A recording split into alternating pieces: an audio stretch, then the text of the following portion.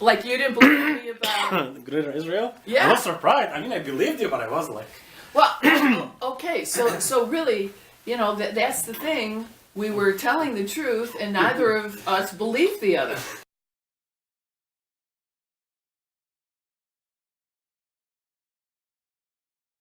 Morning, Sharon. Good morning, Mohammed.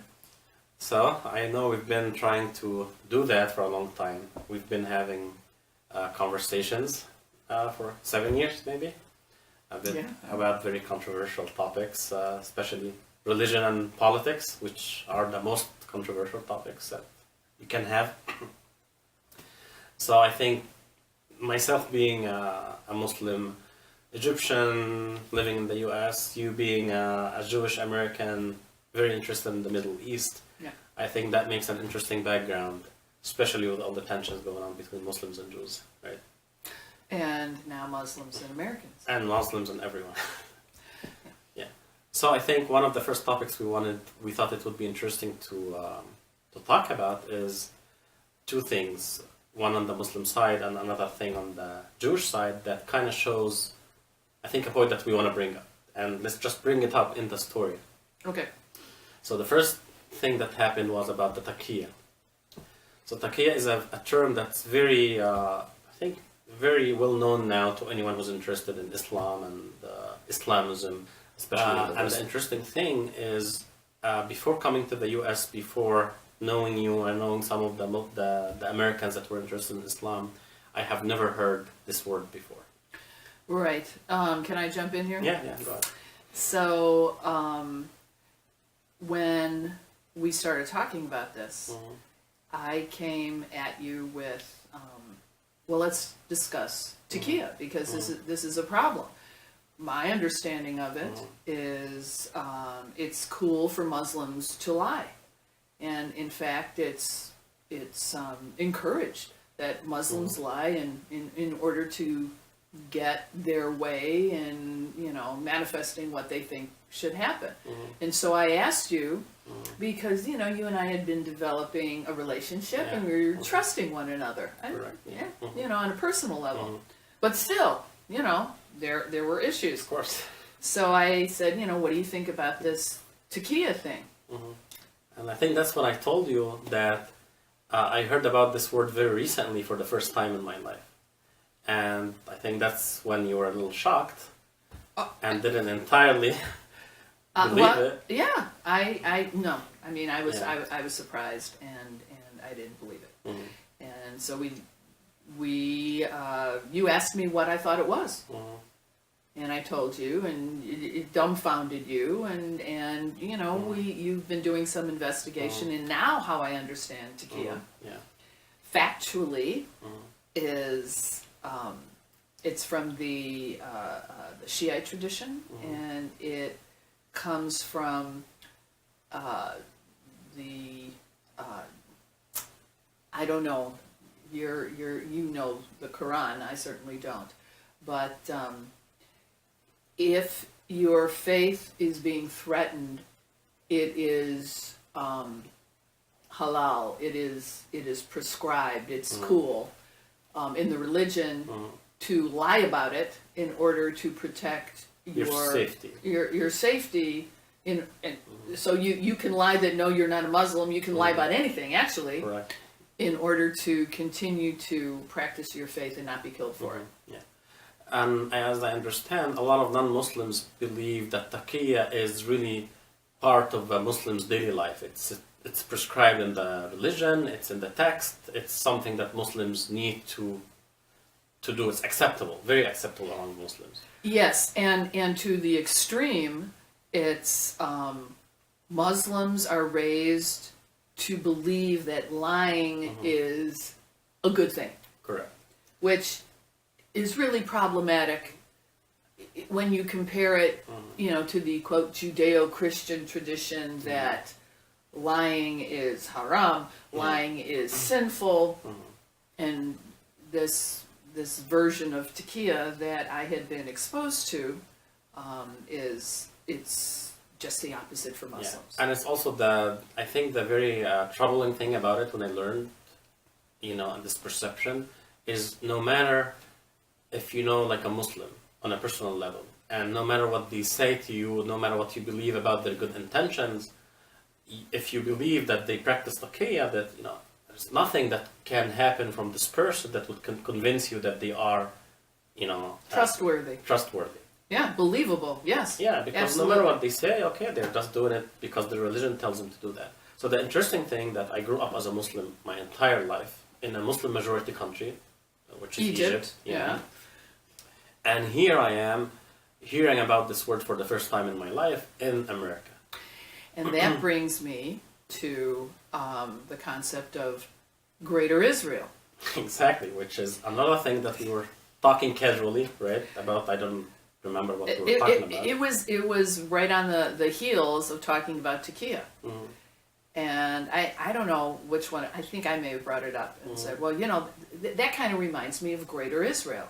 No, I think you didn't even know what Greater Israel was. Oh, no. Or I had heard what the belief about the concept of Greater Israel was, which is that the two lines on the Israeli flag, the two blue lines, indicate from the Euphrates to the Nile, that there's a coin that shows a map of the Greater Israel, and that it is in our Bible and in every Jew's heart around the world that we are seeking to establish the Greater Israel. And which basically means that you have to take part, Jews have to take part of Egypt, half of Egypt, and then all the way until Iraq.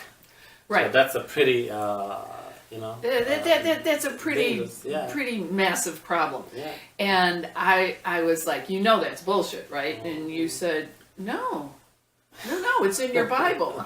No, I didn't say it was in the Bible. Hey, I dude, just said... No, wait a second. Not only did you say it, we were at Panera with its Wi-Fi, and I had my computer. So I opened up my computer, and you actually found the excerpts in the Bible, the alleged excerpts in the Bible that stated this. And you were giving me, quote, proof. Yeah. So I think that it comes down to this. In the Arab world, it is common knowledge that Israel, the plan for Israel is to be from the Nile to the Euphrates. So for the Arabic world, someone who grew up in the Arabic world, we know. So you're right. Fact, right. So what is common knowledge in the Arabic world is news to me as a Jew who grew up raised by Jews who were raised by Jews, etc., etc., etc. So the common the common thing that we found here, and I did this experiment also about Taqiya with other Muslims, right?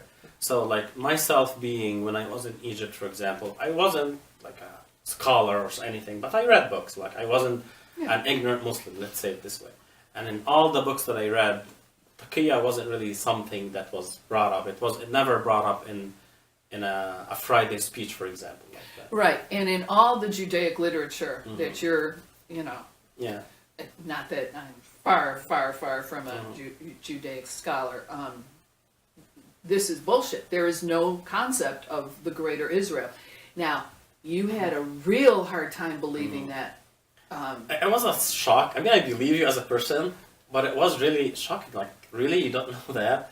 As was your reaction to Taqiya, to a Muslim not knowing what Taqiya means. Right. So, we both thought, based on this information, that we accepted as fact, that it wasn't. We both thought that the other was lying. Yeah. I mean, really. So the first problem is we thought of something as a fact, not even as a possibility or as, like something that needs to be verified, but we accepted it as a fact. Right. An Arab accepts the Greater Israel in every Jew's heart as a fact, right? That's what they want. And you and many others, accept for a fact that Muslims practice Taqiya, that lying is not a sin. Accepted in the past tense. Yeah. I no longer accept it. Yeah. So as factual. I don't. Yeah, I understand. Now, how are you with the Greater Israel? Same thing. My thinking changed. So Okay. now I understand that the Greater Israel is not really something that. So I would say, you know what, and also to be more realistic, we'll have to acknowledge that some Muslims might be practicing Taqiya, and I would think that's probably those belonging to the political Islamist movements. Okay. Because they belong to actual groups with goals, you know, like political, and so that could be. And I also, Okay. I'm sure that some Jews, some minority of Jews, also believe in the concept of the Greater Israel. Yes, however, it is not the concept that is taught in Egyptian schools. You were taught this in history class, right? I don't know where we're taught. It's just common knowledge that I don't even remember Okay. what it was taught. I recall you saying you were taught it in history Maybe, class. I don't know. There and no, there is no Jew that I have encountered, no matter how right wing, radical, biblical, extremist, Yeah, yeah. etc., that believes in this concept of, Well, same for Taqiya, but of the Greater Israel. Well, no, let me finish though. Okay. There are those who say that God promised this land. Again, not the parameters of Yeah. the Greater Israel, but whatever it is, the biblical land of Israel to the Jews, full stop. Yeah. Okay? So this points to there being a teeny weeny kernel of fact In this theory. in both of them. That there are Muslims who think it's scripturally given that lying is cool in the benefit of establishing a caliphate, or whatever it is, that how that's been used / warped. And there are Jews who believe that God in the Bible has been the ultimate arbiter of real estate, given the Jews and only the Jews this chunk of land that is, the state of Israel. Even though it's not the parameters of the Greater Israel, and with Taqiya, even though, no, it isn't in... I mean, it's nowhere in the Scripture. Quran it says you're okay to lie. There are some stories about the very early Muslim times where Muslims were killed and persecuted, and I believe that's maybe where Taqiya was, adopted from some Muslims, is when they were being killed. There was, in some historical incidents where the Prophet told them, if you're going to be killed, it's okay to hide your faith. You don't have to say, I believe in the Prophet, for example. Okay. So that's a very extreme case where someone is afraid of losing their life. So it's not in the Quran. Lying in the Quran and even in the Hadith, in the tradition of Prophet Muhammad, is a big sin. So there's even there's a Hadith, a famous Hadith where, not a famous, I mean it's a well-known Hadith where some people were asking the Prophet, what sins are okay for a Muslim, for a believer? Could a believer commit these sins, right? And they said, could a believer commit adultery? The Prophet, said it happens. It could happen. Could a believer steal money? He said, it could happen. I mean, it's a sin, but a believer could fall into these sins. Could a believer, what was the third thing? Like drink alcohol, I think, the third. And the Prophet said, it could happen too. A believer could fall into these sins. And they said, could a believer lie? And the Prophet said, no. A believer could not fall into the sin of lying, which really puts, lying, once you lie, you're not even a believer, according to this, for example, tradition. And of course, the Quran has many verses that speak about lying. So it's not really, nowhere it's an acceptable thing to lie, like in any other, I think, spiritual tradition. Lying is a thing. So I think that's the thing that we wanted to bring up. It is the thing we wanted to bring up, and also that we can question what we have accepted as irrefutable fact. Correct.